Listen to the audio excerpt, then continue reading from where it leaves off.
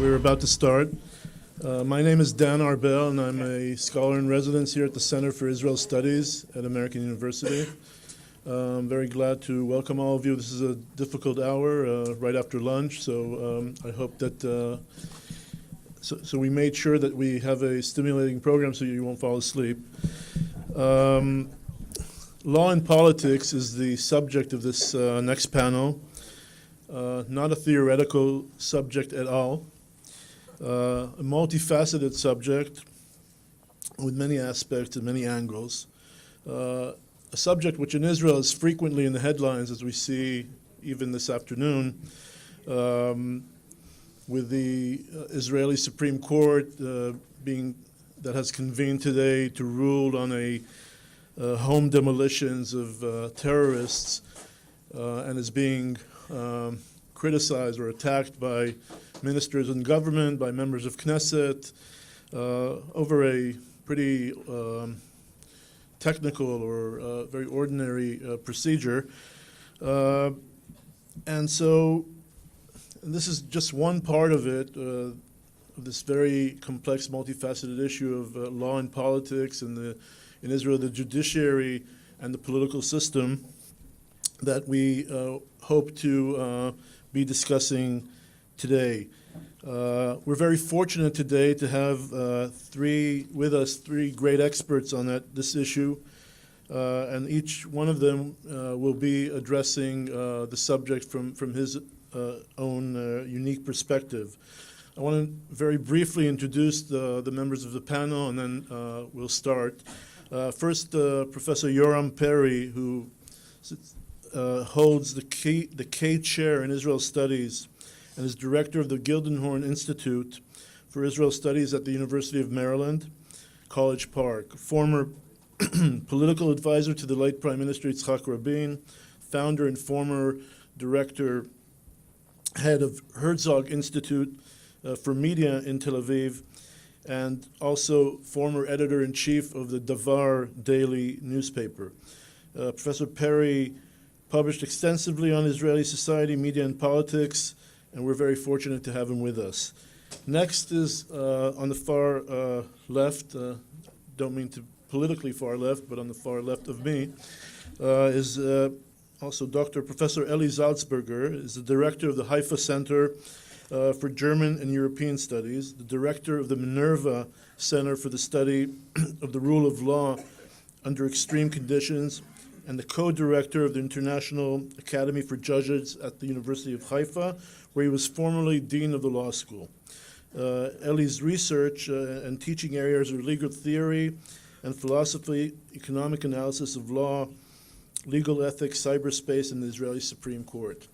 And finally, last but not least, my dear colleague, Dr. Guy Ziv, who is an assistant professor at American University here at the School for International Service, where he teaches courses on U.S. foreign policy, the Middle East, and international negotiations. He is the author of the recently published book, Why Hawks Become Doves, Shimon Peres and Foreign Policy Change in Israel, recently published by SUNY Press in hardcover, paperback, and e-reader versions. So without no further ado, I'd be happy to begin, and Professor Yoram Perry, the floor is yours.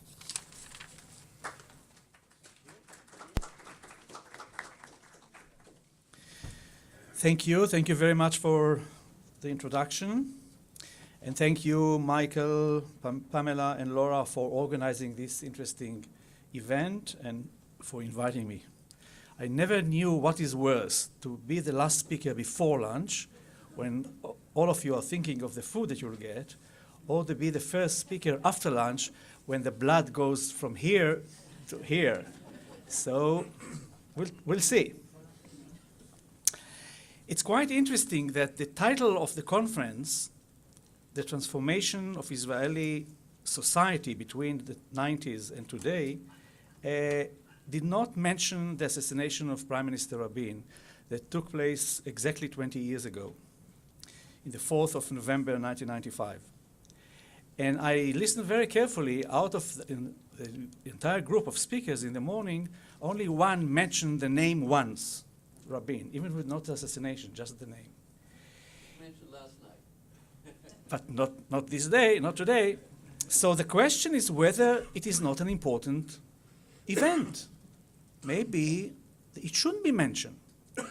Indeed, this is how most of the Israelis think. Only a week ago, a new survey was conducted by the IDI, the Israel Democracy Institute, on the assassination, Rabin, his commemoration. And one of the questions there was, what is the most important event that happened in Israel since the establishment of the state, which is related to Israeli democracy? Can you imagine how many people mentioned Rabin's assassination?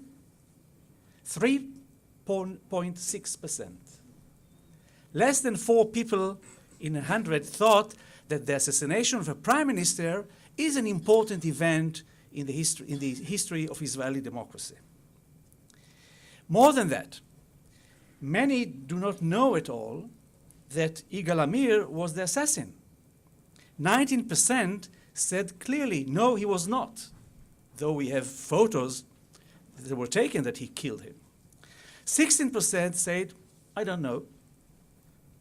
So a third of the Israeli population do not know exactly who killed their prime minister.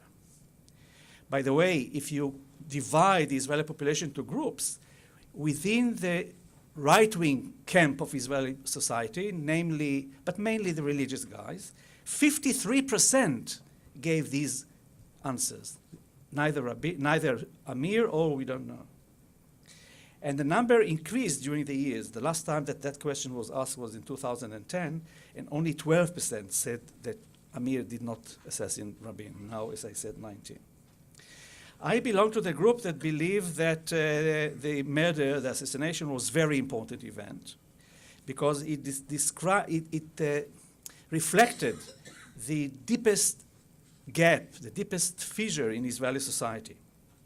And unlike the expectations that were very common after the assassination, it did not weaken that gap, but deepened it and became more severe. Half an hour ago, we had Calvin talking about the tension between the top echelons of Israeli society and lower echelons of Israeli society, both socially and economically. There is a much deeper gap. There is a much deeper conflict between two groups, which I would describe as cultural groups.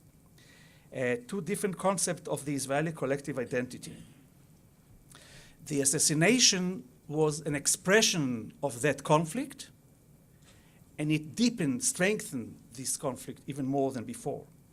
And we know very well, from starting with Durkheim and Holbrook and others, how important are the commemorative rituals to the creation of collective identity.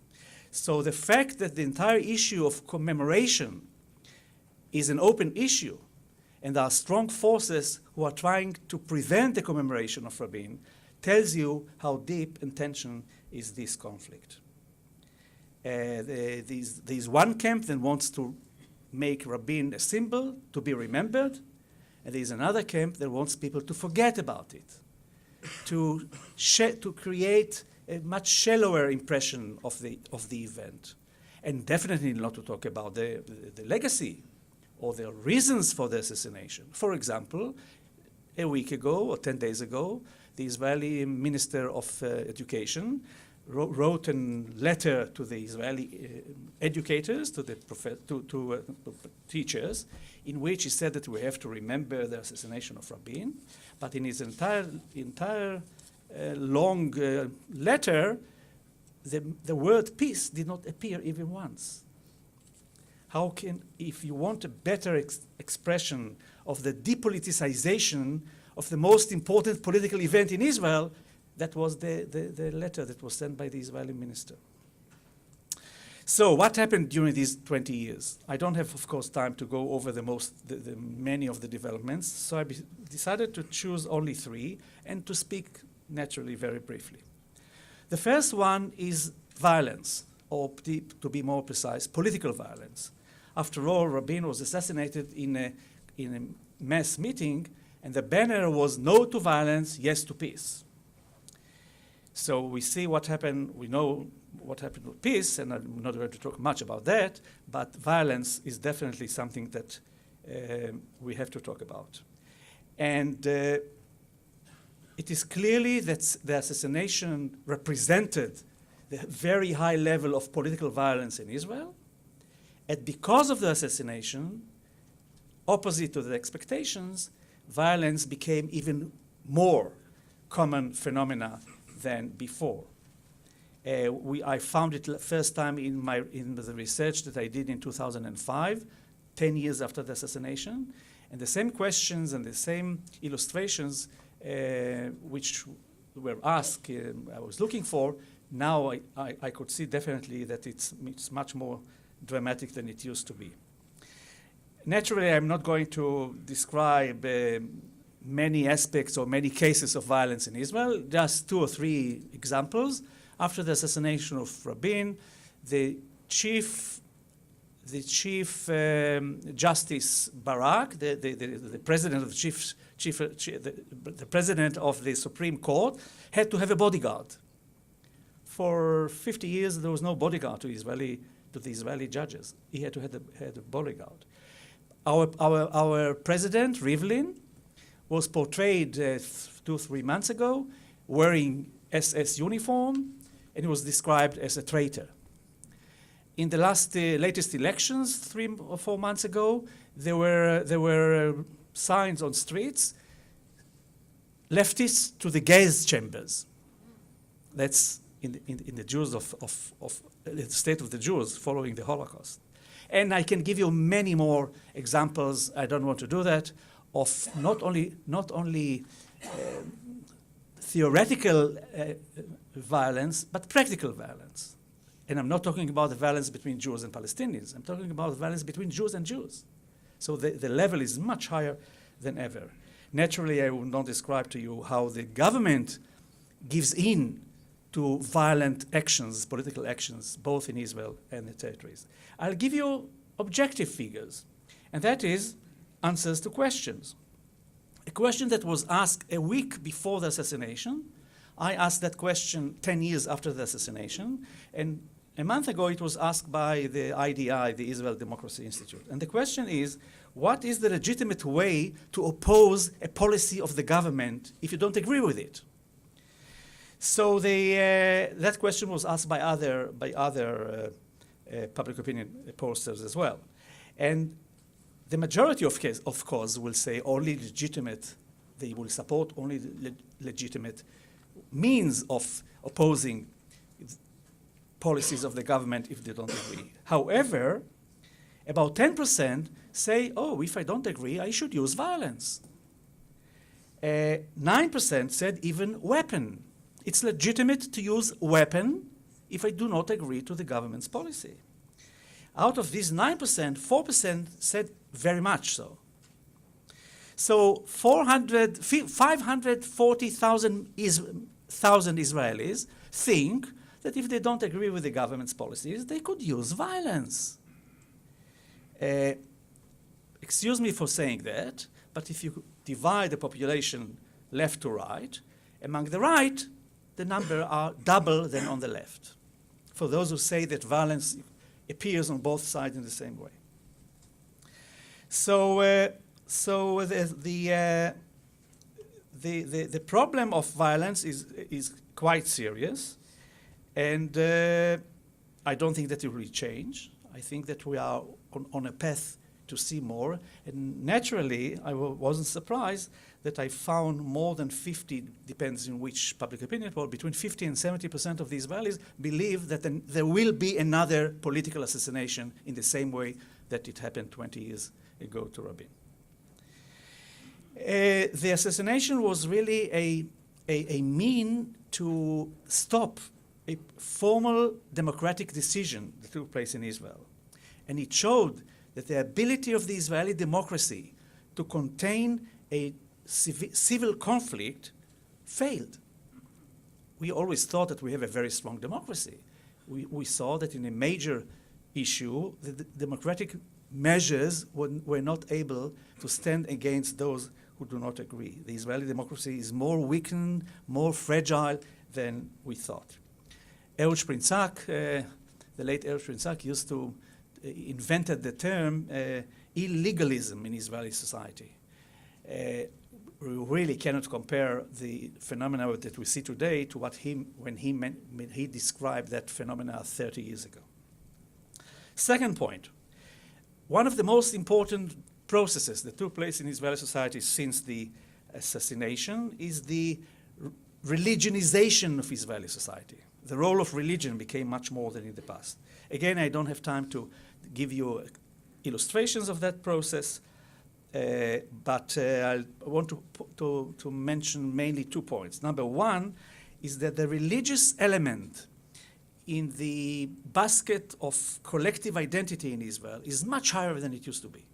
Much higher. It was always there, but now it's much more than it used to be. A simple question, a simple illustration, if the Israelis are asked, what are you, a Jewish or Israeli? In the past, the majority said Jewish. Sorry, the majority said Israeli. Now the majority says Jewish.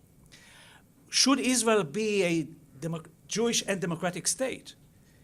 In the past, most said Jewish and democratic. If you force them to choose one of the two, the majority would have said democratic. Today, Jewish goes far above the democratic, far, far above the democratic. These are only small illustrations of the important essence of, I would say, the wrong perception of Judaism, but of religious Judaism in the Israeli collective identity. The second element that has to do with that is the source of authority. What is the source of authority in Israeli society? Is it the people? Are the people sovereign? Or is the source of authority the old man with a long white beard who sits over there and watch us and tell us what to do, or at least tell some people to tell us what to do? The civil political base for political authority in Israel has weakened dramatically, and is taken over by the religious, clerical, messianic concept. And the developments in Jerusalem, particularly in the Temple Mount, in the last several weeks or months, is only one illustration. And I would urge you to look at what's going to happen there in the future, because that will be the focus in the next 2-3 years of the conflict between us and the Palestinians, because the conflict for the first time became such a religious, loaded conflict. When we talk about religion, of course, we have to understand that it's a political phenomenon. It's not a spiritual. It is religion in the hands of politicians. So 70% of the Israelis in this latest poll that I mentioned argued that Amir was a criminal, an assassin. But 5% saw him as a real patriot because he really implemented God's will. And there were several expressions in the last week only of people in Israel that spoke about the very good thing that happened to us, that God decided that this gentleman should not live anymore. I even saw yesterday night an unbelievable article in one of the ultra-religious sites that says that every prime minister every prime minister or politician who decided to give back territories was assassinated or killed by God. Sharon, Rabin, who were the others that I saw that last night? But Olmert was politically killed. Right, that's right, and another name or two. So it is the hand of God. It is the hand of God. So I don't have much time, as I realize, and I will go to the third point, which is very deep, complicated to elaborate, but I'll really put it in only with headlines. The two cultural camps that I spoke about, that are fighting the war, the cultural war in Israel. I use the terms that I found in American political analysis by John Sperling, who wrote a book 10 years ago about the great divide in American society between the retro and the metro. The progressives who see it along the seashores, both east and west, and Middle America. And I use these terms of retro and metro to explain better, I think, the divide within Israeli society. So it's not only secular against religious or right against left. It's much deeper than that. And I will read to you only 5 ways to look into that distinction between these two groups. The retro believe in ethnic nationalism. Who belongs to the Israeli collectivity? Jews. The blood is the test. While the metro believe that Israeli nationality should be described in a political terms. Whoever has an Israeli ID card or passport, he is an Israeli, whether he's a Jew or not. Second, what is more important, the land of Israel or the state of Israel? The retro says, of course, the land. The land is much more important than the state. The state is only a tool. The land is important.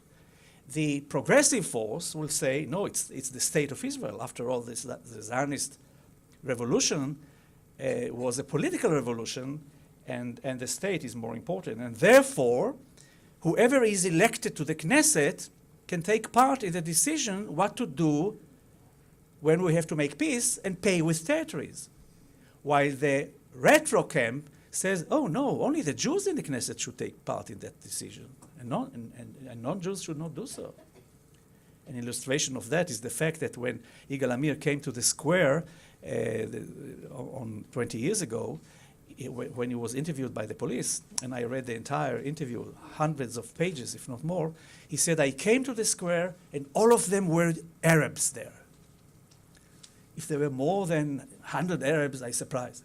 But he saw all the Israelis, the 400,000 people who were for peace and for giving back territories as Arabs, namely as enemies of Israel. The retro put the emphasis on Jewish particularism, while the metro tries to see Israel within much wider concept, universalistic, universal, humanistic, etc. The fourth is the concept of time. The retro see times as a circle. Whatever happened in the past happens today and will happen in the future. Shamir, not the writer, but the prime minister said, the sea is the same sea, the Arabs are the same Arabs. Rabin was the first time who said, oh no, things do change. France and Germany were enemies and they are friends. And even within the Arab world, we have now people who made peace with us related to Egypt. So the concept of time is different, linear rather than circle. The fifth one is the issue of the conflict. While the retro camp sees the conflict as continuous, eternal. We heard a beautiful lecture this morning about the expression of that concept in Israeli literature. The other school of thought says, oh no, we can end the conflict or reduce the level of the conflict. And indeed, that was the aim of Prime Minister Rabin, to develop a post-conflict orientation. And he began to do so. And therefore, it was so dangerous to the other camp. So you'll see that the change between, the difference between the two camps, which the best illustration is Tel Aviv and Jerusalem, is a very deep one, beyond religion and political concept. It's such a conflict that many of one camp fear the danger of the other camp to win. And therefore, one of the representatives of this camp, it doesn't represent all of them naturally, of course, most of them would not use terrorist means, decided to silence Rabin. Why do I say silence? Because in his report to the police, he said that I thought that the best thing that should be done is to silence Rabin. Well, the best way to silence someone is to kill him. So I'm afraid that in the last 20 years, the assassination, which reflected that conflict, also enhanced the power of one of these two camps, which is still very dominant. Luckily, the other camp did not disappear. But we are still in the midst of the process where the retro camp is very strong and tries to pursue and to continue the values that very briefly I try to express to you. Thank you. So, it's nice to be here again. I was asked to talk about the developments with regard to the law and the legal institutions in the last 20 years, and I'm happy to do that. But before I get to the last 20 years, I want to put things in a broader context.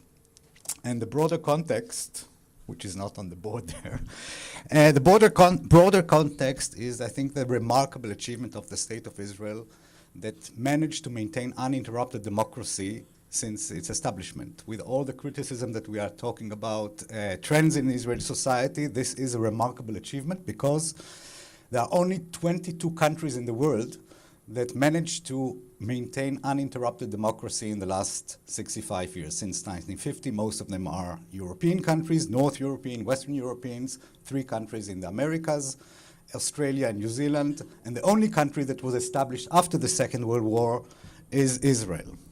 Now, for a political scientist, Yoram will agree with me, the fact that Israel maintained a democracy, uninterrupted democracy, is a miracle. In the light of the fact that it doesn't have a written constitution that binds the power of government, in the light of the fact that most of its founding fathers are coming from countries lacking democratic tradition, in the light of the fact that most of its population comes from countries lacking democratic tradition, in the light of the fact that it doesn't have any form of separation of powers, vertical or horizontal, and especially in the light of the fact that since its establishment, it's in a constant state of emergency, war, terror threats, sometimes existential. The fact that we managed to maintain unprecedented, uninterrupted democracy is remarkable and is an enigma. Why is that? I think that one solutions to the fact that Israel managed to maintain a democracy, and I'm not talking only about a democracy in which elections are held periodically in Israel, much more frequent than every 4 years. I'm talking about the democracy which maintains a serious chunk of human rights. We have a lot of things that we can be criticized against, but still Israel is a place in which people have freedom.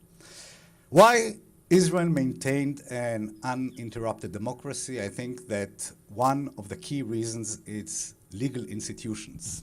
Legal institutions, especially the courts and the Supreme Court as the top of the pyramid, and the institution of the Attorney General, they are the 2 arms of government that are responsible to that Israel maintained an uninterrupted democracy.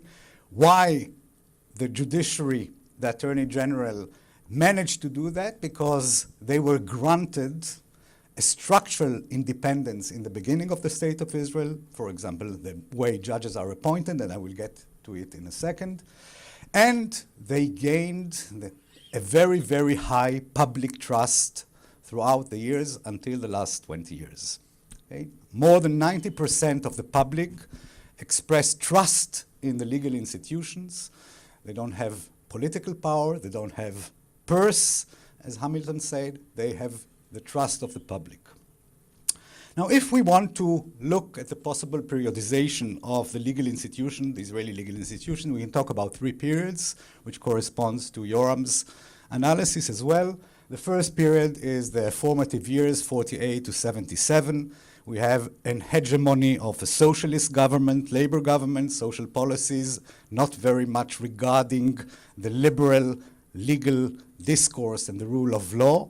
But we have a counterbalance of these social policies by a liberal court, and we have quite high respect, or maybe a little bit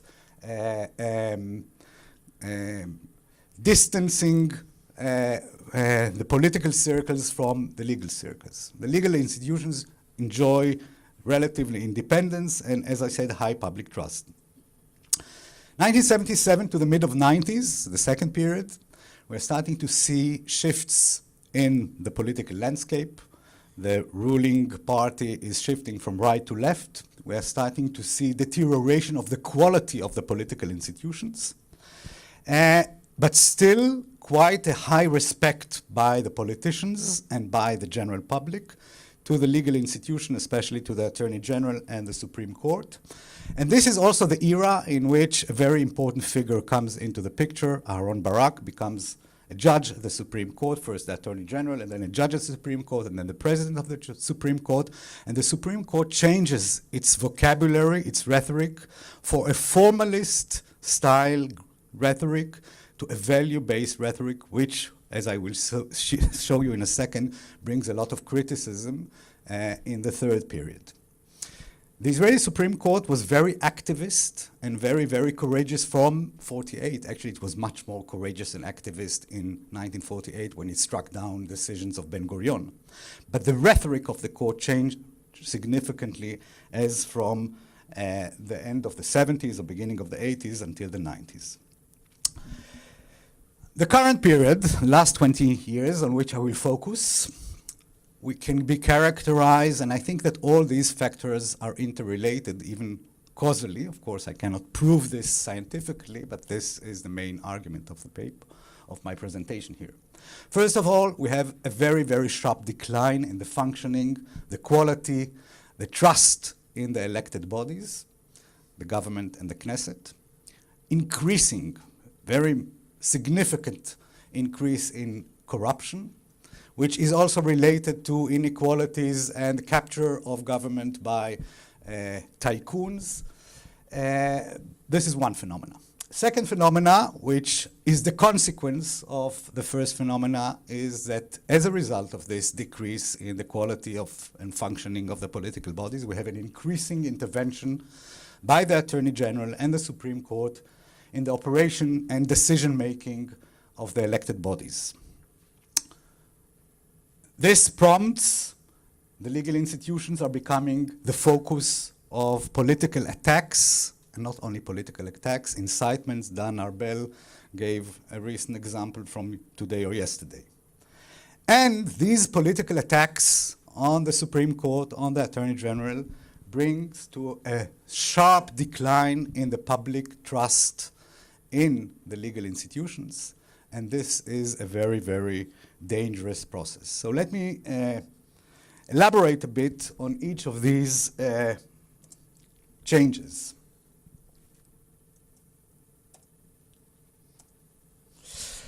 So the intervention of the Attorney General and the Supreme Court in the conduct of the political branch manifests itself in several realms. One is the intervention of the court, the Supreme Court, as well as the Attorney General, in the internal proceeding of the political bodies, especially the Knesset.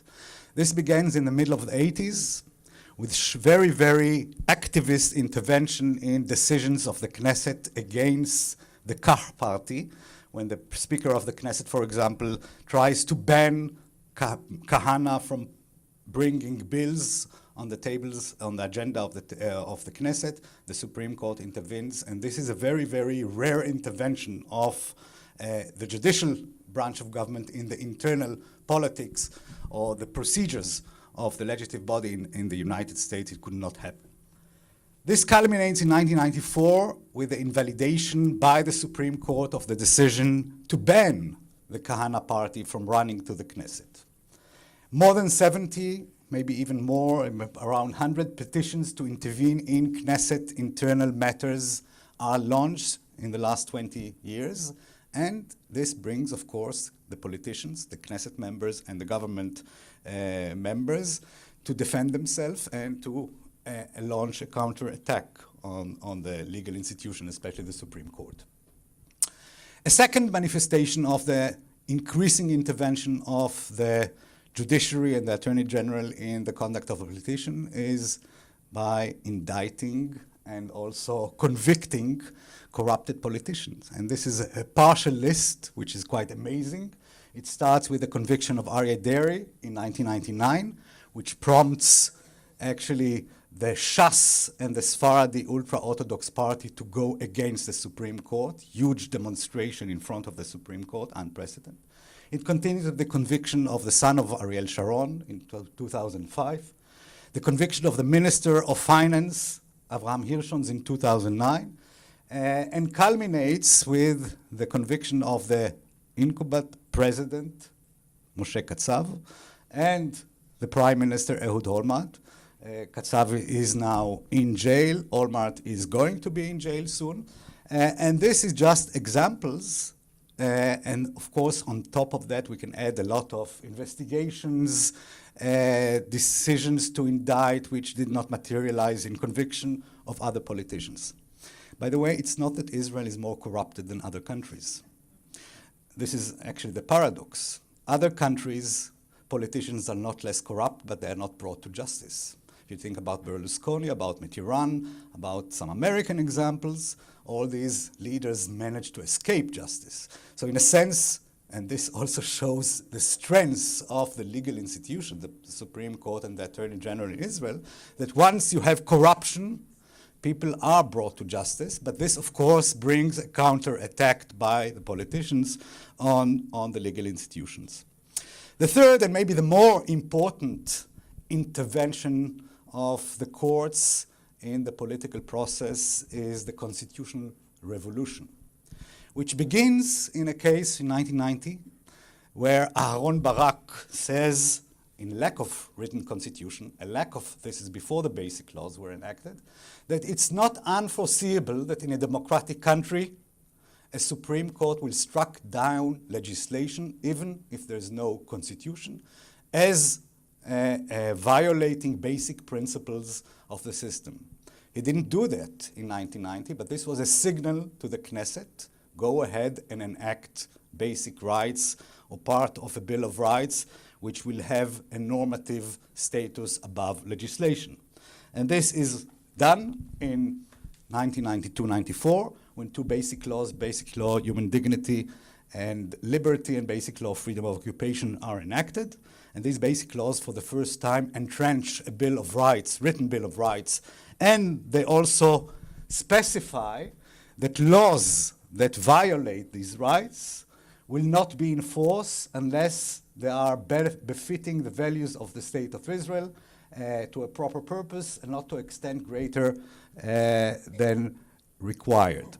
No explicit power to the Supreme Court to exercise judicial review, very similar to Marbury versus Madison in the States, but the Supreme Court a year later takes upon itself the position that it can perform judicial review of government, of Knesset legislation. This was done in a very interesting case in 1995, the Mizrahi case, in which the Supreme Court says, in principle, we can actually strike down legislation. It doesn't actually do it in 95, but this is followed by 14 times until today, when the Supreme Court struck down legislation of the Knesset. Begins with areas which are not very controversial politically, investment advisor law, and military custody, in which the Supreme Court said that in military custody, the maximum duration cannot be different from the maximum duration of 24 hours for civilian custody. But in 2005, we see invalidation of some parts of the Gaza evacuation law. In 2009, we see invalidation of a law that enables private prisons to be constructed. This is a world precedent. In 2012, we have an intervention in a law that exempts ultra-Orthodox from army service. This is a long history of litigation going back to the early 80s. In 2012, it was the first time that the law was actually invalidated. In 2012, the Supreme Court invalidated laws that actually reduces social benefits, saying that human dignity includes also minimum support of the state in the very unprivileged. And if we are getting to the two recent years, 2014-15, we have 3 cases in which the Supreme Court struck down legislation that is regulating the influx of refugees. So these, the later cases are in very controversial fields where the court is perceived to enter the political sphere very, very drastically.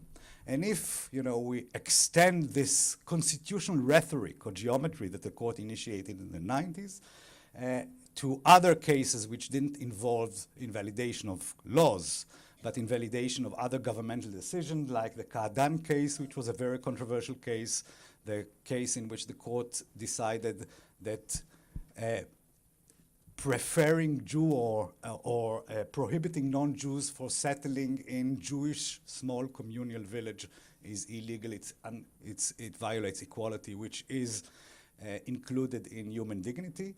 And the court decides that the security fence that Israel is constructing is violating the principle of dignity in its root, various cases between 2004 and 2007. These are real issues that people in the political circles and the general public think that the court is actually weakening the ability of Israel to manifest security measures and to defend itself. So this growing intervention of the courts in the political arena, which, as I said, I think is a consequence of the decline in the quality of the political institutions, brings a counter-attack by the politicians on the Supreme Court and the Attorney General and the other legal institution, public legal institution. It starts in the 1990s, following the conviction of Aryeh Deri, with attacks on the Supreme Court from orthodox circles and ultra-orthodox circle and extreme right wing, adapting inside, those of you who know what is the critical legal studies movement in the state, they adopted these insight that the courts, the law as an institution, actually represent the old elites that tries to maintain their hegemony, the status quo, or increase their powers. Importing this insight in the political rhetoric against the court. But in the late 1990s, these attacks on the courts are becoming a matter of the mainstream Likud politicians. And Netanyahu himself, Benjamin Netanyahu, who had raised the flag to fight the old elites, included the Supreme Court and the legal institution in those elites. We have to replace those old elites, as well as the Speaker of the Knesset, then today the President of the state, Rivlin, who also attacks the Supreme Court. So these attacks, mainly on the rhetorical level, but they also had manifested themselves in a change of legislation, which, to my opinion, fortunately did not materialize, to establish a constitutional court that will bypass the Supreme Court, to change the Supreme Court jurisdiction, to limit the jurisdiction of the Supreme Court by law, and to change the composition of the Judicial Appointment Committee, which, as I said, is the main vehicle that managed to maintain an independently, structurally independently court.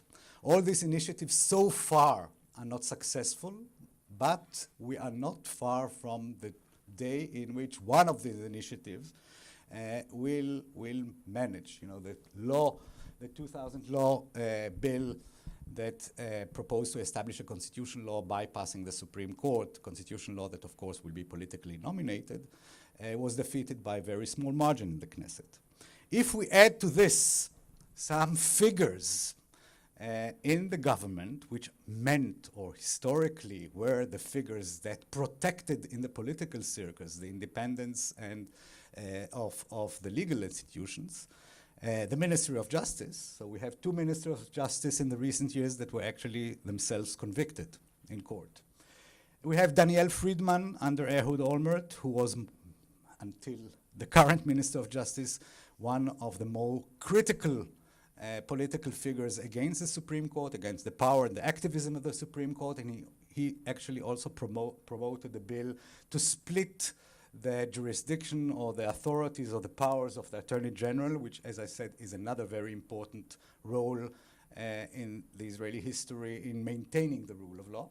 And of course, the current Ministry of Justice, Ayelet Shaked, that comes on the agenda of fighting the activism, the liberal approach, the leftist approach, according to her, of the Supreme Court. To this, you can add David Rotem from the very, very far right, Lieberman party, who was the head of the Knesset Committee of Law and Constitution. So those politicians who were supposed, or originally or traditionally, were the protectors of the legal institutions are actually against the legal institution. And this brings about, this brings about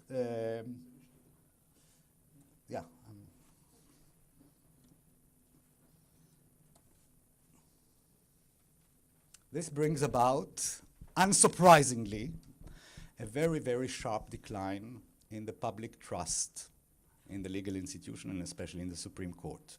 The Supreme Court, as I started with, enjoyed public trust of more than 90% until the year 2000, or late 90s. Here you have, these figures are taken from the Israeli Democracy Institute. You have figures of comparison between 2000 and 2009. As you see, there is a decline of public trust in all Israeli institutions except the presidency. President Rivlin is very popular. But the decline in the trust that the court enjoyed, the Supreme Court, the second on the right, is the sharpest decline from 84% in the year 2000 to 52% in the year 2009. And if we take the figures for 2012 and 2013, it falls below 50%. Now, this decline in public trust in the legal institution gives initiatives to politicians, or give incentives to politicians to change the situation. And the public trust that used to be the guardian of the independent legal institution, especially the Supreme Court and the Attorney General, is not there anymore.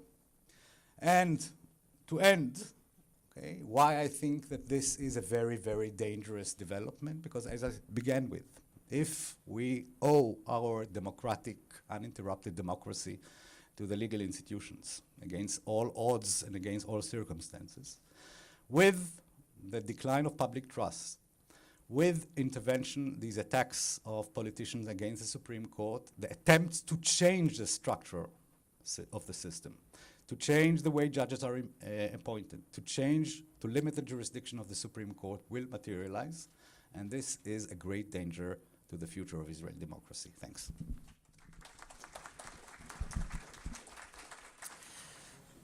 Okay, I'm going to be speaking about the growing divergence between the Israeli security community, especially members who were in the past in high-ranking positions in the IDF, the Shin Bet, the various security services, Mossad as well, former heads of military intelligence, the growing divergence between those figures and the politicians, in particular Netanyahu and his colleagues.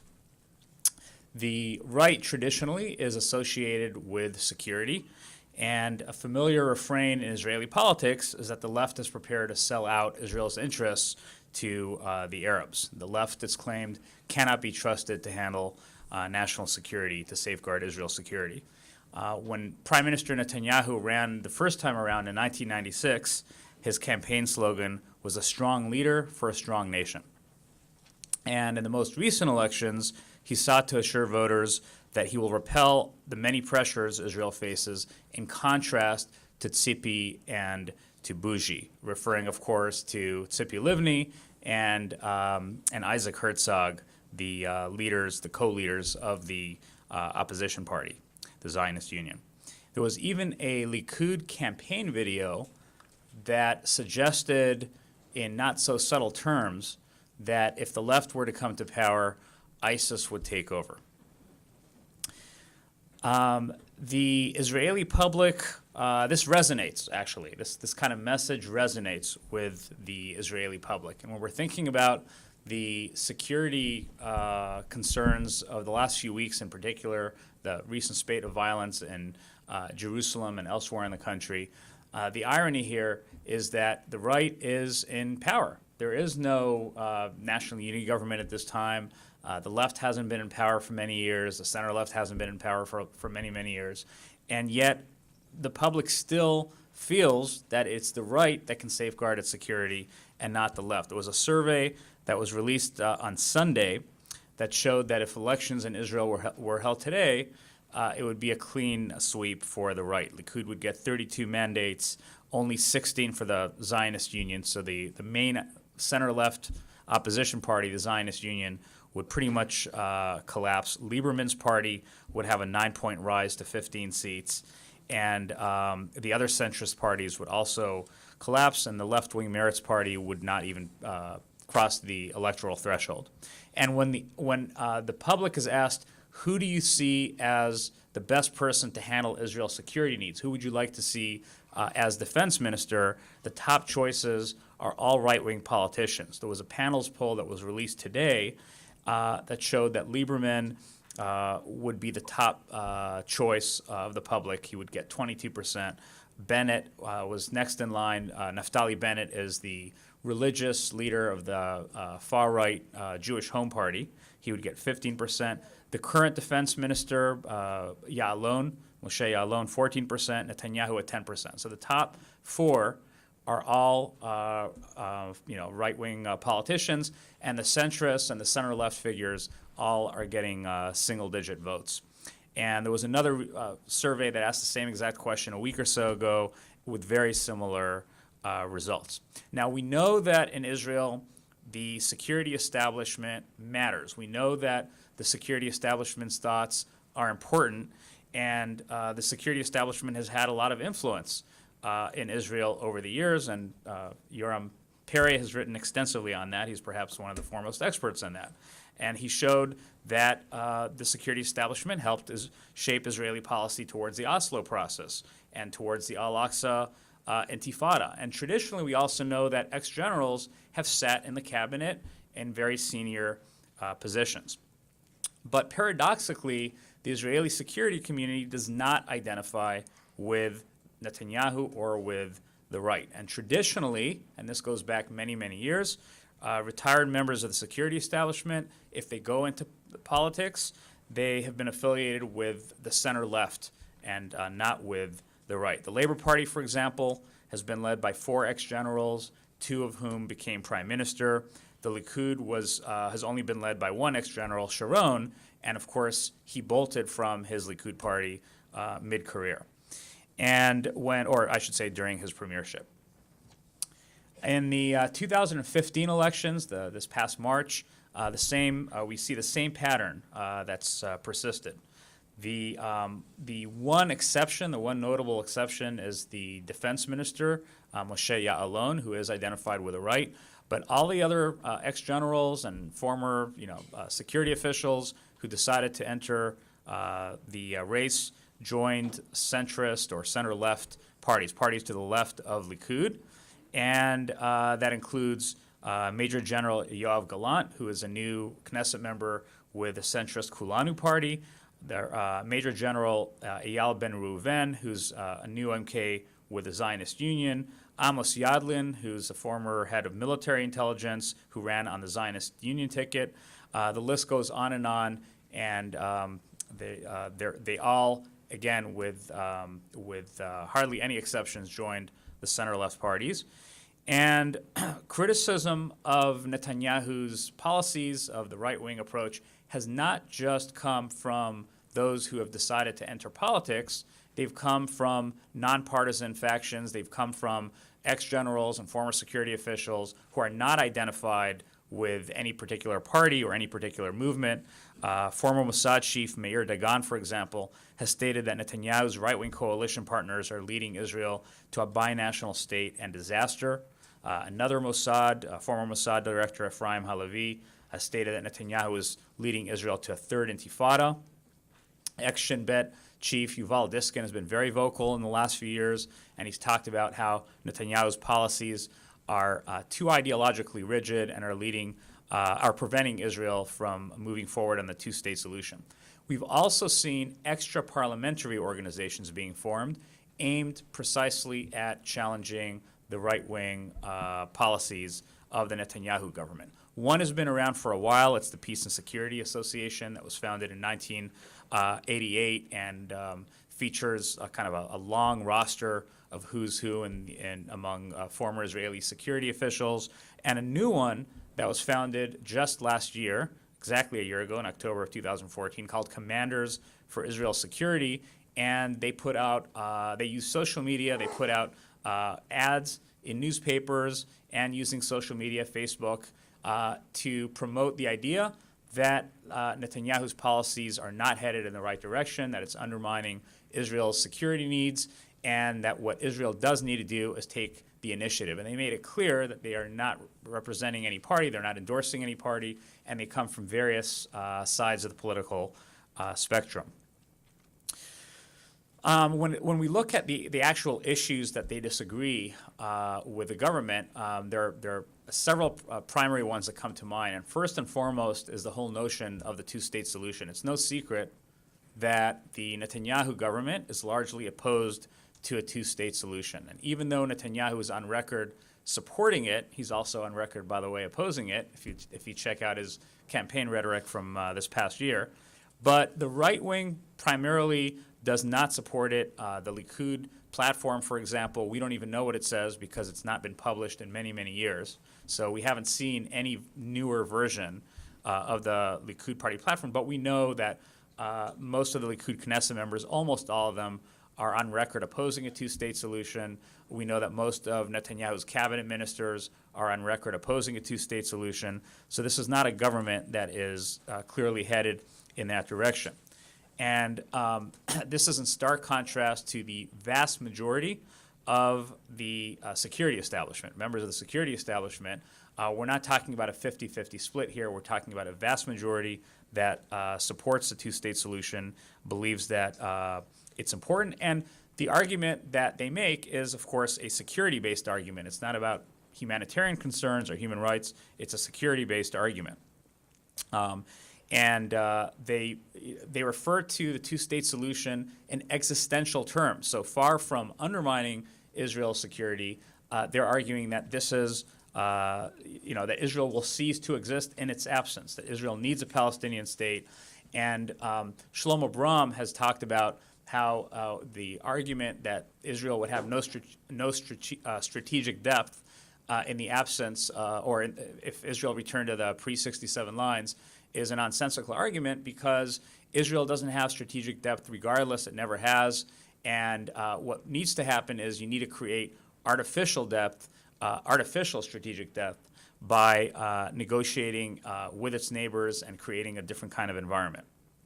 The chief rationale behind the security official support for a two-state solution is the idea that Israel faces a tremendous demographic challenge. And Major General Yehoshafat Harkabi, who was the head of the IDF military intelligence, warned nearly 3 decades ago that the democratic trend will work against us and that a binational state would be a very uneasy state. And this is something that was kind of unpopular when he said it, and today it's become very accepted in the literature and certainly among security officials. We know, for example, from demographers that the Palestinian population growth rate in the Palestinian territories is 2.4%, whereas the population growth rate of the Israeli population is 1.8%. In other words, the Palestinian population is growing at a 33% higher rate than Israel's population growth. And this is something that, again, is of concern to Israeli demographers. Arnon Sofer, Sergio Della Pergola, and others have written about this.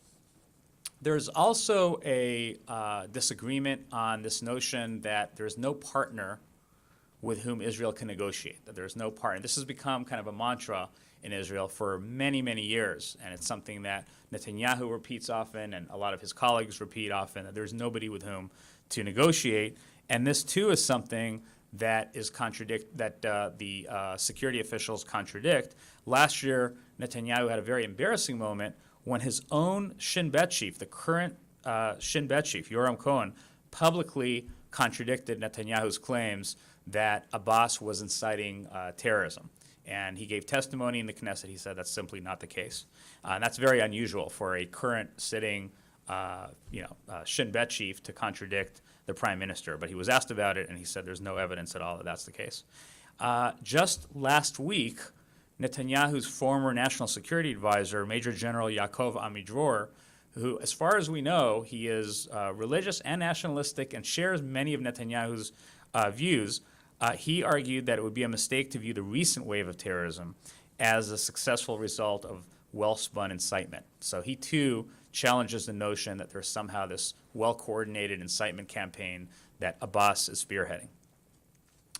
The Netanyahu and the right claim repeatedly that Abbas is not a peace partner.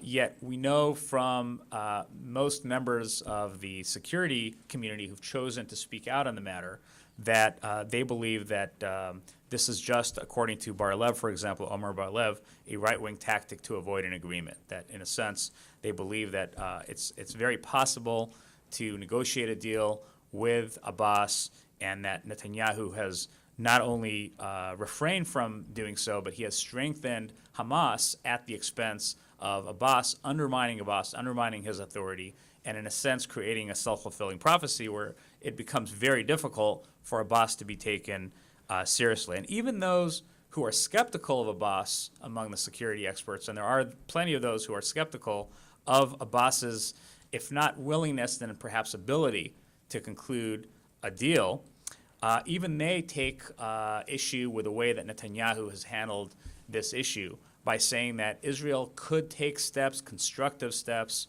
to get a separation there, to separate the Israelis and the Palestinians, and to put some facts on the ground in support of a two-state solution. Amiah Yalon is one of those people who's talked about how Israel, parallel to the negotiations which he'd like to see take place, parallel to that, Israel should be taking these constructive steps, and that includes removing settlements from various parts of the West Bank. I'm not talking about the big settlement blocks. I'm talking about the ones that are kind of in the midst of Palestinian territories. Shlomo Gazid and other ex-generals have said the same thing. And the last area of disagreement is the most recent one, and that has to do with the Iranian nuclear deal, where there's been a lot of discussion and a very public campaign by Netanyahu and his government to oppose the deal. And Netanyahu took his case to Congress, as you might recall, last March, just weeks before his elections, accepted an offer by Speaker Boehner and came to Congress and essentially began this or continued his campaign in a very high-profile way, and it became a real source of tension with the Obama administration. And even those members of the Israeli security community who share Netanyahu's skepticism about Iran's intentions believe that he went about it the wrong way, that he alienated not just the Obama administration, but he alienated Democrats. He alienated one of the two major political parties in this country. And that the long U.S.-Israel relationship, one of the major pillars of the U.S.-Israel relationship, is bipartisan support for the Jewish state. And this is the first time that many analysts, myself included, can think of where a prime minister of Israel alienates an entire political party here. So many of them were very critical, and they believe that his campaign was counterproductive. Last August, dozens of high-ranking security officials actually sent a petition. I'm talking about Israeli security officials, sent a petition asking Netanyahu to refrain from challenging the deal. They said it was a done deal. He needs to accept it. He needs to move on, and he should be focusing on other areas that are important to Israel's security. The current IDF chief of staff, Gadi Eisenkot, also stated that Iran is not the main threat to Israel. This was a publicized document produced by the IDF called IDF Strategy. And this document was published a few months ago. Highly unusual that a publication like that would come out. And this had Eisenkot's signature. This had the chief of staff of the IDF signature. And it was very clear from that document, from that report, that Iran was not the number one, was not a top threat to Israel. Hezbollah and Hamas and other threats are more important to Israel.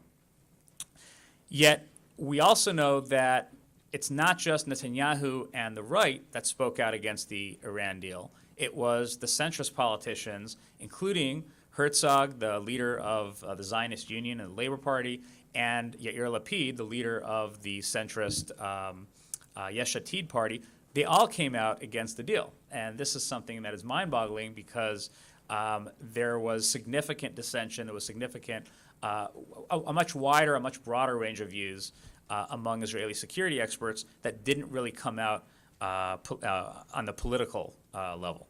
And just the other day, the Atomic Energy Commission, which is Israel's highest authority on atomic energy, endorsed the nuclear deal, the very deal that Netanyahu, his government, and the opposition opposed so vociferously. And last thing I want to mention here is that the politicians are very well aware that the security community feels differently than they do, and that there are many of them who fear that high-ranking officials from the IDF are going to enter politics and challenge them.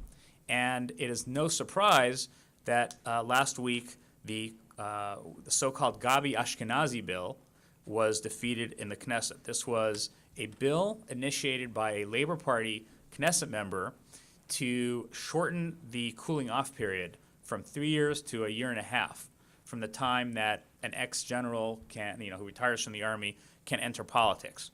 And by defeating it, and the coalition imposed a coalition discipline here, so it was clearly opposed by the Netanyahu cabinet, by the Netanyahu government. The fact that this was defeated also tells us that it's going to be a while. It's going to be very difficult to get somebody like a Gabi Ashkenazi or some other ex-member of the security community. Benny Gantz is another former IDF chief of staff who is considering joining politics. Very difficult to get them in. People are retiring at a much later age now, and having the second career of politics is going to be increasingly more difficult as they're retiring at a later age. Thank you.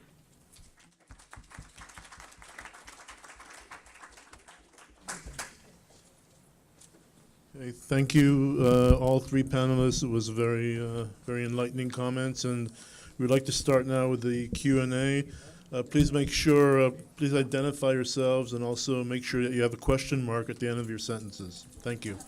So we'll start right there. Yes, go ahead. Thank you. I'm Joyce Winslow. I'm a journalist. Mr. Perry, you said that, if I understood you correctly, the Israel Democracy Institute conducted a survey recently on what is the most important events in Israel's democracy. Could you tell us what some of those results were? Unimportant at all. They had only 3, 4, 5%. 45% said the establishment of the State of Israel. So there wasn't anything else which was really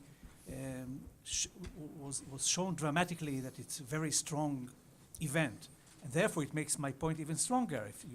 If there was something else that would happen, never mind. Let's say the easy transformation from Labour Party's government after 40 years to the Likud, which was very smooth, unlike what the Time magazine thought will happen, that there will be demonstrations, that it will be a dramatic event.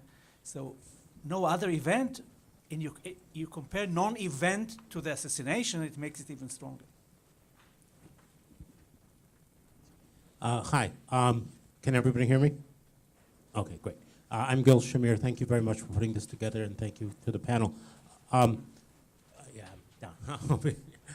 Just a couple of quick questions. Oh, do you want me to stand? Okay, sure.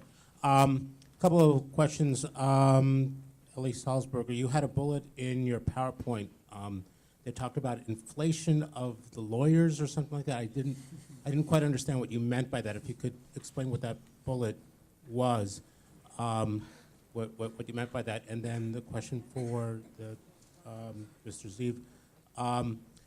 There are American national security organizations and public relations organizations that are very good at bringing Israeli national security officials here to the States to talk about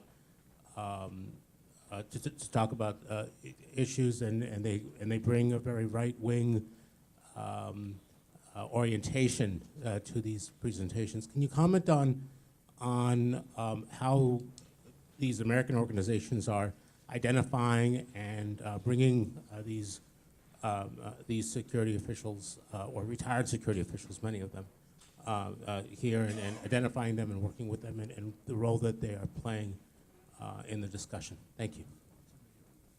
So one of the interesting changes in the last 20 years with regard to the legal profession is an immense increasing number of lawyers in Israel. We have now the number 1 lawyers per capita in the world. We overtook the US, which can be a very good thing if lawyers represent the values of the rule of law, human rights, and so forth, so on. But what we see, sorry? We have more psychiatrists. That's possible, and I'm not sure that this is a great thing.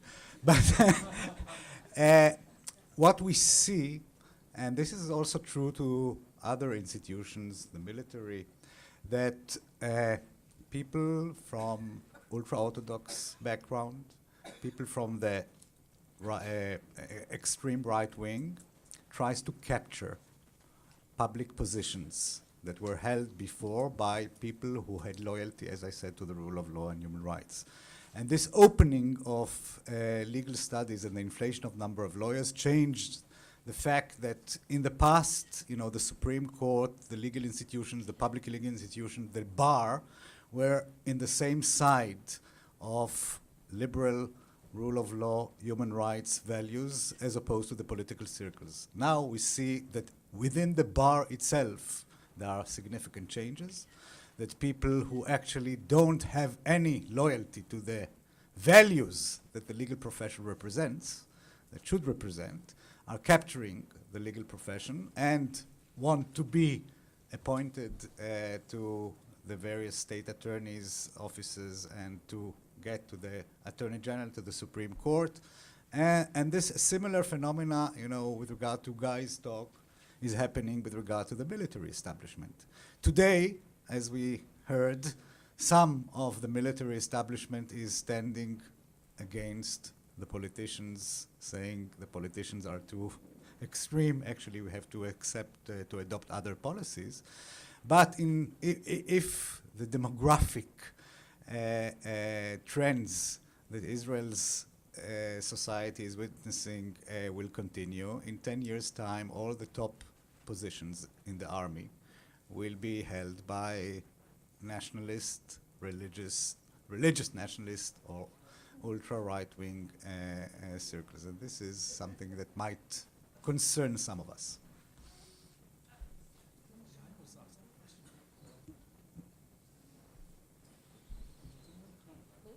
Oh, okay, thank you.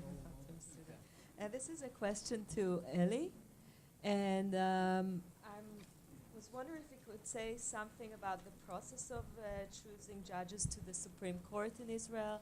Did it change throughout the years, and how is that related to the politics?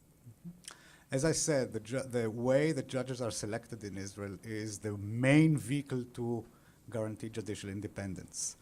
And the method that actually dates back to 1953 and haven't been changed since, although the big pressures by the ultra right-wing and religious circles to changes, that there is a committee to appoint judges, and this is all judges in Israel, not only Supreme Court judges, but also lower court judges. And the committee comprises of 2 cabinet ministers, the Minister of Justice and another minister, 2 Knesset members, usually one from the opposition, one from the coalition, 3 Supreme Court justices, and 2 bar members. So there is a representation of all 3 powers of government, 3 branches of government, plus the legal profession, political input, but 4 to 5 minority to the politicians over the professionals.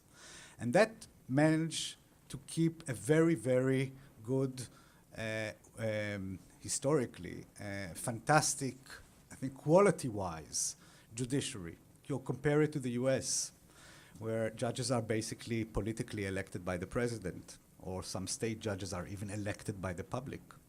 The judicial profile in Israel, because of this selection process, is much more impressive. And if you take into account that the fact that the judicial branch of government in Israel is the only balancing power to the political branches, change in this selection process can be very dangerous. Yeah. Philip Brenner, American University. Let me thank you. This is an extraordinary, sophisticated panel, and you really probed things very well. It offers me a new definition for the term oy vey. Now when and I say that seriously. I could be depressed, but I wonder, as I try to think about the causes of what you described so profoundly, I wonder about the nature of a national security state. When a state imposes a sense of fear and security on a population, democracy gives way, and democratic traditions give way in favor of security. And the part of this is due to the occupation. Is the only way out of what you're describing to save Israel the end of the occupation? I'm willing to take that.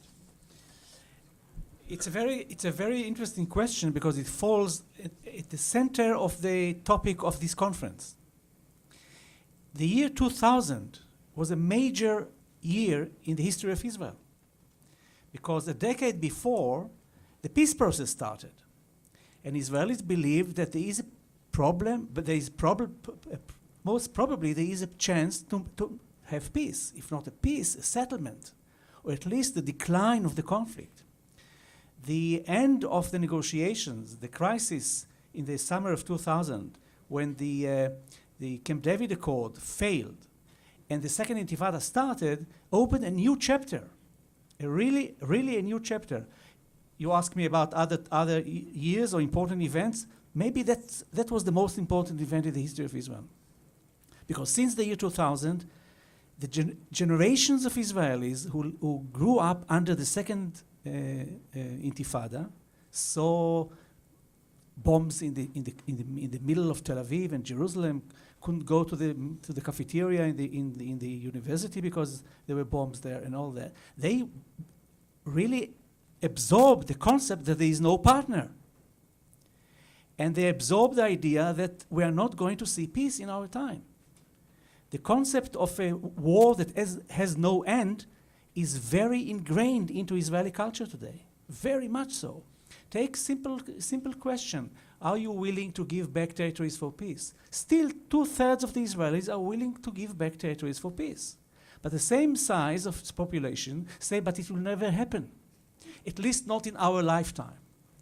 So the concept of intractable conflict is so deep that we see in the last 15 years or so something that we haven't seen since between 48 and 2000. And Israeli democracy really had an unbelievable strength in standing against security threats. You cannot compare the strength of the Israeli democracy to the reaction in the United States to one attack in New York. And the law was changed overnight with the Patriot. But the last 15 years, 15 years is really a change because of the security. And therefore, I do not believe that we will be able to improve Israeli democracy as long as the conflict continues to be as it is. And as long as the issue of the Palestinians and the territories is not being solved, or at least reduced. Just to add to this, as I said, the fact that Israel maintained democracy under the circumstances doesn't have any other precedent. And it cannot continue to maintain a liberal democracy under these conditions for many more years. And the trends that we see in Israeli society are only natural trends if you look on them from a kind of a macro perspective. Under these circumstances, societies become less democratic, thinking about themselves and not about the others, and so forth and so on. So the trends are very, very bad. But we have to also to look at the half full glass. Israel democracy, even after it deteriorated in the last few years, is still more impressive than many other democracies. And I challenge you to compare America, the US, with Israel. Human rights records, the Israeli human rights records, if you take out the occupied territories, is more impressive than American records. In 1954, when Brown versus Board of Education was given here, and there was still segregation, Arab Israelis had full civil rights in Israel. In 66, when you had and you know, when you talked about the Holocaust, talk about communism in America, it's not different from the attitude of the four pillars that you talked about with regard to the Holocaust, when communism didn't cause any casualty in America, you know, as opposed to 6 million Jews that were exterminated in the Holocaust. So, no, we have to put things in perspective. The trends are very, very, very concerning. But still, you know, the situation is that it can change. There might be change. We might be more dependent on external circumstances. And still, you know, the achievement so far, you know, we talked about literature and culture and other achievement, high tech, are very impressive. We have to put these things in proportion. Speaking about perspective, I wanted to ask Dr. Ziv. Speak louder. Okay.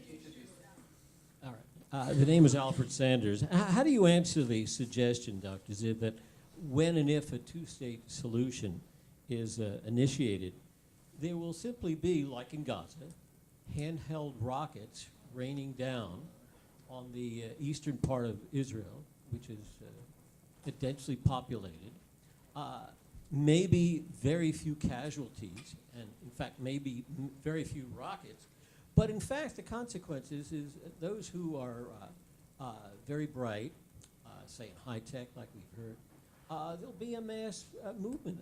These people can be employed anywhere with great prosperity. There will be a movement out of Israel of the people that Israel needs, and it'll be a dastardly situation. That's, I think, what the Prime Minister is voicing his will against all the time. So I don't know if this works or not. It is working. Okay. I don't think fear is a policy. I don't think fear is an approach. And what the Prime Minister has tried to do over the years is to manage the conflict rather than try to resolve it. And we are seeing today the fruits of that policy, that managing the conflict, quote unquote, no longer works. It's no longer viable. And Israel, you know, is a regional superpower. It has plenty of nuclear weapons. It has by far the strongest army, the strongest air force in the area. And I don't think that any of these external dangers that you're talking about are going to come to Israel's board. Israel is going to make sure that whatever peace agreement it reaches, if it reaches a peace agreement, is going to be based on not Israel's minimum security needs, but Israel's maximum security needs. I don't think that after all these years, any prime minister of Israel, left, right, and center, is just going to give away the store without taking the security considerations into account. But I think you need to ask yourself, is the status quo working? What is the alternative? And so far, I haven't heard a better alternative than the two-state solution. And apparently, again, that's where the security establishment is on this issue. Just one sentence. But you said in the end of your answer. That's very important to remember. You ask a political question, so we can discuss it for the next 48 hours. What we should do here as academics is to describe to you the situation. And the fascinating fact is that the majority of the military establishment is for a two-state solution. So I'm sure that they understand that they will give you a better answer than I will give you. By the way, I enjoyed very much with Ziv's description of the situation and the gap between the politicians and the professionals. He forgot just one thing. In the year 2012, Prime Minister Netanyahu and Defense Minister Barak wanted to attack Iran. And the only reason they didn't do it was the position of the Israeli military leadership. This is a different, this tells you something about the perception of the professionals who should do the work and know what is the ramifications of this work, or the politicians who are influenced by ideology. So just a hint for your continued thinking, distinguish between ideology and what politicians present to you as security arguments. Could politicians be presenting good cop and bad cop? Okay. My name is Herbert Grossman. I'm a retired judge, and my question is to Professor Salzberger. Don't you believe that there's some sort of paradox between your belief that even though the electorate in Israel continues to vote for the right, that the unelected judiciary is only democratic if it represents the left, but it's anti-democratic if it represents the same thing that the electorate wants? And don't you recognize that the fact that the judiciary in Israel goes far beyond any other judiciary in a democratic country in micromanaging and in taking on legislative and executive functions has anything to do with the fact that it's becoming, it's coming in disrepute now? Well, I don't think that commitment to human rights and rule of law is a matter of left or right. Begin, Menachem Begin, from all the Israeli prime minister, was maybe the one example that had faith in the judicial institution and the rule of law much more than the Labour Party people. So it's not a matter of left and right. The problem with the Israeli political structure is, as I said, that we don't have any form of separation of powers. Besides the judiciary, we don't have a separation between the executive and the legislature, as you have in the US. We don't have a federal structure. So the only balancing power on the raw majority is the Supreme Court. The concept of democracy is not majority decision-making only. It's majority decision-making under constraints of human rights and protection of minorities, and this is the performance or the function of the court. And you know, I sat a day before yesterday in a public debate between our ex-president of the Supreme Court and the ex-Attorney General of the United States, where he described how waterboarding, the American style, is different from the Japanese style and is not a torture and it's a must. And how Guantanamo Bay, right, is a necessity, and it's excellent that the judiciary doesn't interfere. And the Israeli Supreme Court president said, I'm sorry, Mr. Attorney General, for me, waterboarding American style is torture and we ban it. And I was very proud of it. But I don't believe the Israeli right is in favor of waterboarding. I think you know the concept of what the right and what the left stand for leaves something to be desired. Israel follows the British system. We do not think that the judges should be elected. They should follow their own concept of the law, and therefore they are not elected. And you don't have to bribe judges. You don't have to change them when the government changes. This is one of the beauty parts of Israeli democracy. Don't ask us to change it, please. Hi, Zach Smith, University of Pennsylvania. My question's for Guy, and I really enjoyed your presentation. I'm interested in how long this gap between the security establishment and the politicians has been going on, but more pressing for perhaps today's political system is the question of whether the left's hope that retired generals will be their salvation in elections is really all that well-founded. For instance, I'm not quite sure if Israeli society is moving as far to the right as perhaps Yaron Perry has been talking about, whether Gabi Ashkenazi can lead Avodah to an electoral victory. But suppose that he does. Is it then perhaps a Pyrrhic victory for the left as well? Because I'm not sure whether we have much evidence that these generals are leftist in other ways aside from with respect to the Palestinian issue and right-wing politicians. Sure. So this is the issue, though. This is this has always been foremost on the minds of Israelis when they go to vote, when they're considering national security issues. And part of the problem has been that recent Labor Party leaders have ignored this issue altogether. They focused on the cost of cottage cheese and household products because they're afraid of losing elections. They're afraid of turning off the public that they thought would otherwise vote for them if they just spoke about other issues. And so I think, and this ties back to Professor Brenner's question about, and also what Yoram Perry said about the last 15 years, since 2000 basically, there has been a dearth of leadership in Israel. So even then, what's really interesting, a lot of my students don't understand when I tell them that Netanyahu is not popular in Israel, he's never been very popular in Israel, they cannot understand how that is possible, that he has won the 4th election. And if you look at the surveys, if you look at polls consistently, you'll find that he has 30, 35, maybe at the height 40%, and that was in the middle of the Gaza war last year where people were afraid to challenge him. But he is very unpopular, and he's always been unpopular. The problem is that there is no opposition leader. There's nobody else that anybody in this room can probably name that can replace Netanyahu, or that the public feels comfortable enough to replace him with. And this dearth of leadership is one of the casualties of 2000. And Ehud Barak takes some, we didn't mention him today, but he has some responsibility here in almost single-handedly destroying the Labor Party. And the subsequent leaders have been very weak.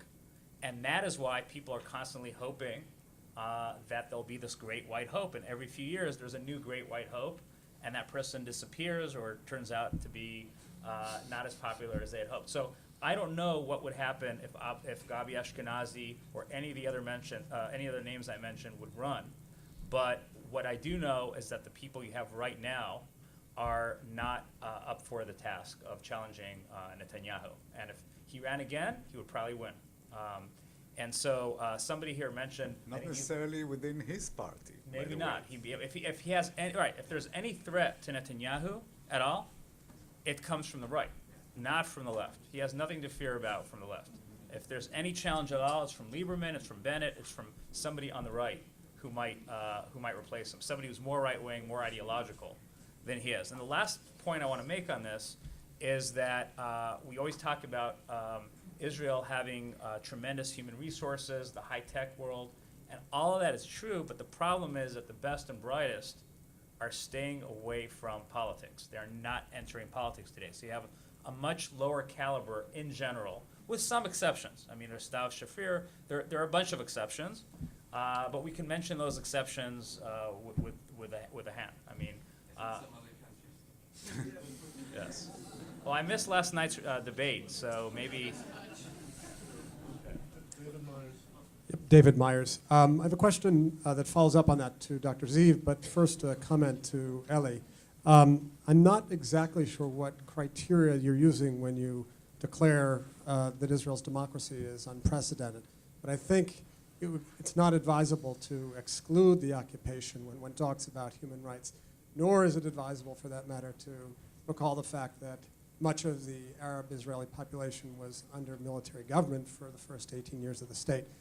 You mentioned full civil rights. So these are really important factors that I think might mitigate the congratulatory tone that I heard. I mean, it seems like it's a really interesting question to explore, but sober introspection on these very difficult questions would seem to be in place. Dr. Ziv, very interesting presentation. I'm wondering what explains this dissonance that you identify, and I am asking it as an historian. I mean, it seems to be in part the unpacking of the labor establishment, which generated soldiers and politicians and a kind of unified worldview. Do you see this as the slow unfolding of the decline of that labor establishment?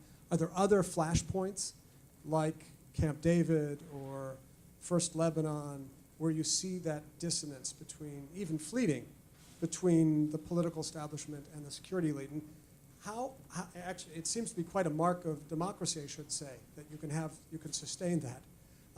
How uncommon is it comparatively in the international order to have that kind of gap between the political establishment and the security establishment and still a semblance of a functioning democracy?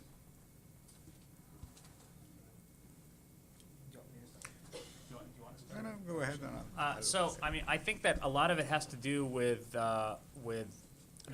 first of all, I can only comment on the Israeli case, not on other cases, because this is the case that I've studied. And in Israel, it's interesting that those who enter the army, young people, used to be, in the past, they used to vote for more left-leaning parties. They were more ideologically optimistic, and they supported even parties to the left of labor, like Meretz. And today, a lot of the young people are far right. They vote for parties to the right of Likud and Netanyahu. And the longer one is in the army, and the more senior one is, the more nuanced they tend to be, and their views shift to a more pragmatic, centrist, center-left positions. Now, the problem with the politicians, and the reason you have this discrepancy, is not because the Labor Party politicians or any of the other centrist politicians somehow don't agree with the security community. They're very much in line with them, but they are taking on populist tones. And so they fear the polls. They fear the public opinion polls that show that people are not, the Israeli public does not have faith in the other side. There is no, the no partner mantra is something that many Israelis, including those who vote traditionally for center-left parties, feel. And so they're afraid to take it on. I've talked to Knesset members and Labor Party politicians and have asked them, why is your leader not speaking out more forcefully on a two-state solution? And they will shrug and say, because we can't. Because the public is not there. The public is not interested in hearing it. So we're seeing, that's what I mean by kind of lower quality leaders who are taking on more populist tones. And that's why I do have a little more faith in the security establishment, which is not afraid to say what it feels is important for Israel's long-term security needs.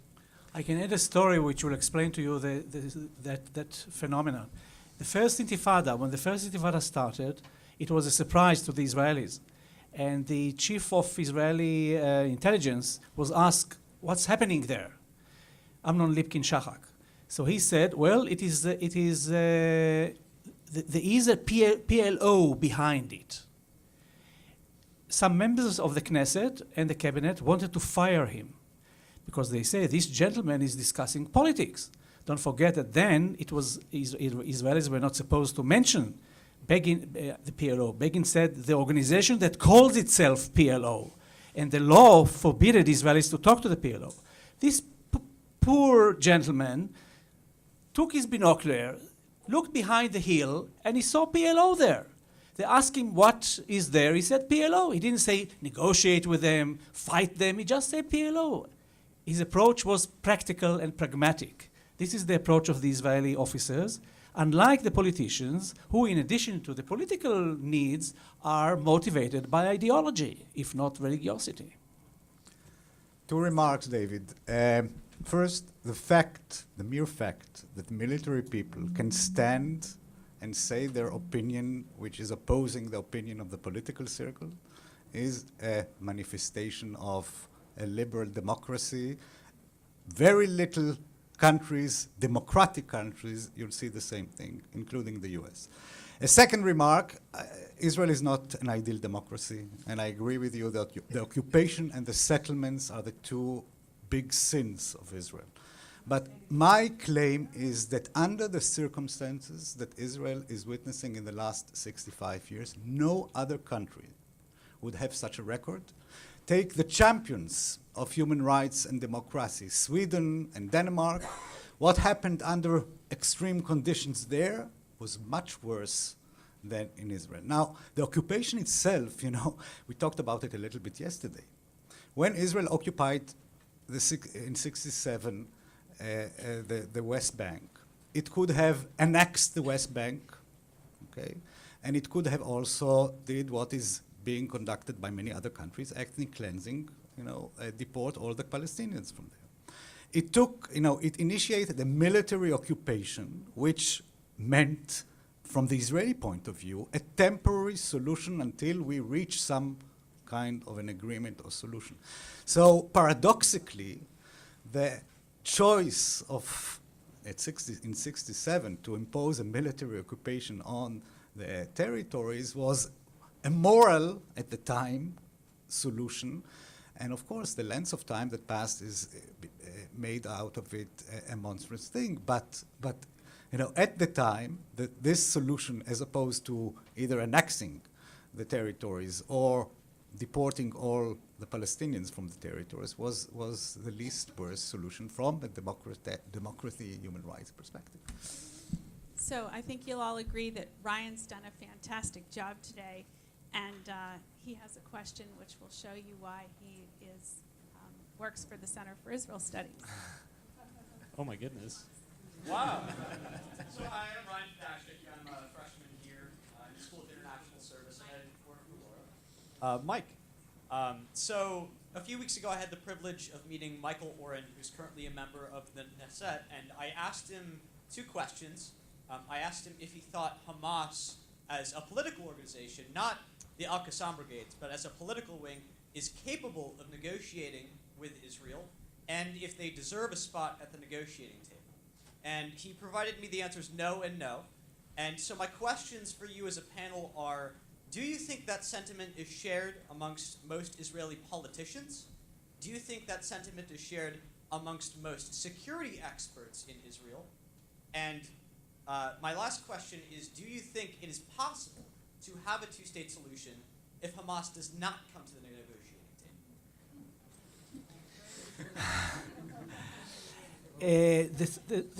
The answer to the first question is very simple. Yes, most Israelis think that that we should not negotiate with Hamas. Secondly, there are some people, very interesting ones, who think that we should negotiate with Hamas. For example, the former head of the Mossad, Ephraim Halevi, who long ago said we should negotiate with Hamas. The second answer is more complicated, and we don't have time for that. Negotiating what? Negotiating long-term peace? No. Negotiating an agreement? Definitely so. The political leadership of Hamas today are begging to have a Hudna agreement with Israel, namely a ceasefire for 5, 10, 15 years. So negotiate with whom, negotiate what, under what circumstances. To say yes or no, it will be too simplistic. If I can also add to that, it's a good question. First of all, I'd add that Netanyahu has actually negotiated with Hamas on several occasions. The Gilad Shalit prisoner release deal, that was one. The ceasefire after last year's Gaza war is another. He's done a better job negotiating with Hamas than he has with Abbas.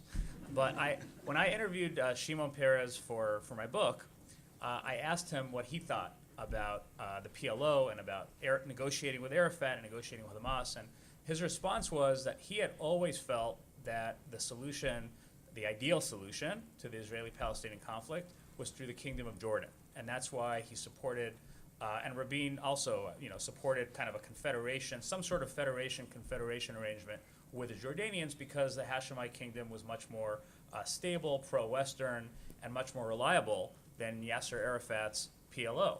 And that when Shamir put the kibosh on his London agreement with King Hussein, the secret agreement that he reached with King Hussein in the fall of 1987, and King Hussein then decided to release his authority over the West Bank and turn the keys, so to speak. Peres then concluded that in the absence of King, of Jordan, you have to now deal with the PLO. Jordan would have been the lesser of two evils. Now you have the PLO, and my fear is that in a very short amount of time, in a very near future, it's going to be Hamas versus a more radical, more militant group, and Hamas will be seen as the moderates. So the longer Israel waits, time is not in its service. We have 5 more minutes, and so a few last questions. Maybe you want to put them together to the panelists, and they'll reply. Quick question. Sounds like it might be a basic one, but can you explain what discretion the Israeli Prime Minister, the Israeli government has in deciding to take actions or not take actions to implement actual decisions by the Supreme Court? Yeah, Ellie, you have to go in a couple minutes. Yeah, Why don't you answer that? Okay. The cases or the incidents in which the government didn't follow decisions of the Supreme Court are very, very few. Actually, the only very known case is Ikrit and Biram that goes back to 48, 49, when the court ordered to reinstate evacuated or deported Palestinians from 2 villages in the north, and this was never performed by the government. Other decisions of the Supreme Court are followed up, as far as I know. The problem with the Israeli government is not the Supreme Court. The problem is that about a third of the decisions of the government itself are not really implemented. About a third. So many of them, they decide, they meet, they decide, and nothing happens after that. Please, yes. I'm Jerome Davis from the University of Maryland. In light of the fact that Hamas controls Gaza, and shouldn't we be talking about a 3-state solution instead of a 2-state solution? And separately, would somebody elaborate on their comment that the oligarchs have some control over the Israeli political process? That who? The what? Oligarchs. The oligarchs. The 3-state solution or 2-state solution, and the oligarchs. Holocaust. Oligarchs. Oligarchs. Ah, oligarchs.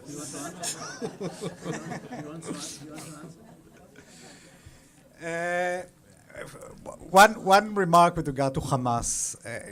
I'm far to be an expert on these issues, but in a sense, Israel created Hamas. Okay, and this is in line with what Guy said before. When we didn't want to talk with the PLO, and we actually promoted Islamic, very small Islamic institutions in the Gaza Strip, this was the bedrock of Hamas. But if we look around us, okay, Hamas in comparative perspective to ISIS, to Hezbollah, is relatively moderate. So the fact that most Israelis say we cannot negotiate with Hamas, as most Israelis said with regard to the PLO, doesn't mean that we are not negotiating with Hamas and that we cannot strike a deal with Hamas. And as I said, the circumstances and the surrounding around us are becoming so much more fanatic and extremist that one day we'll find Hamas as a relatively moderate organization that we can strike a deal with. Oligarchs, I think this is, this relates to the previous session. One of the consequences of the growing inequalities, economic inequalities in Israel, is the creation of a very, very small oligarchic elite. Many of them, by the way, come from the ex-Soviet Union. And their influence on politics is very, very alarming. The relations between power and money, similar, by the way, to what happens here, I'm afraid, is something that threatens democracy and is a very, very serious issue. How it will unfold, this is a topic for a discussion of another 2 hours, I'm afraid. I just wanted to thank the panel. So thank you all, and I think we really had a very exciting day, and especially also this panel. And I also would like to thank you all for these great questions and comments. Don't run away. We have a 15-minute coffee break, and then we will start our next session. So thanks to all.